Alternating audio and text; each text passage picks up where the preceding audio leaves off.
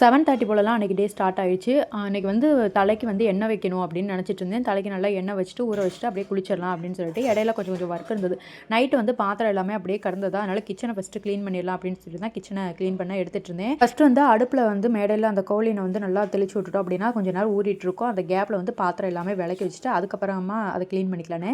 அந்த பர்டிகுலர் டேயில் வந்து எனக்கு பர்த்டே, அதனால தம்பி எந்திரிச்ச உடனே வந்துட்டு எனக்கு ஹாப்பி பர்த்டேமா அப்படின்னு சொல்லி விஷ் பண்ணிகிட்டு இருந்தான்.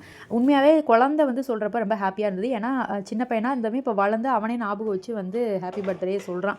சரின்னு சொல்லிட்டு அப்புறம் பாத்திரம் எல்லாமே விளக்கிட்டு அந்த இடத்தையும் நல்லா க்ளீன் பண்ணி பிரேக்ஃபாஸ்ட்டு செய்யலான்னு எடுத்து வச்சுருந்தேன். உளுந்தம்பால் தான் செஞ்சிருந்தேன். ஃபஸ்ட்டு வந்து உளுந்து தேவையான அளவு எடுத்துகிட்டு நல்லா கழுவிட்டு விசில் ஒரு 7-8 விசில் வச்சு எடுத்துட்டிங்க அப்படின்னா நல்லா அந்த மாதிரி குழஞ்சி வந்துடும். அதுக்கப்புறமா நல்லா மிக்சியில் போட்டு ஒரு அடி மட்டும் அடிச்சிங்கன்னா நல்லா மாவு மாதிரி வந்துடும். இந்த பக்கம் வந்து வெள்ளத்தை வந்து கரைக்க போட்டிருந்தேன். வெள்ளம் கரைஞ்சி வந்தோடனே அரைச்சி வச்சதையும் நல்லா போட்டுட்டு கொஞ்சமாக ஏலக்காய் தூளும் போட்டுட்டு பண்ணோம்னா சூப்பராக ரெடி ஆயிடும். கண்டிப்பாக ட்ரை பண்ணி பாருங்கள்.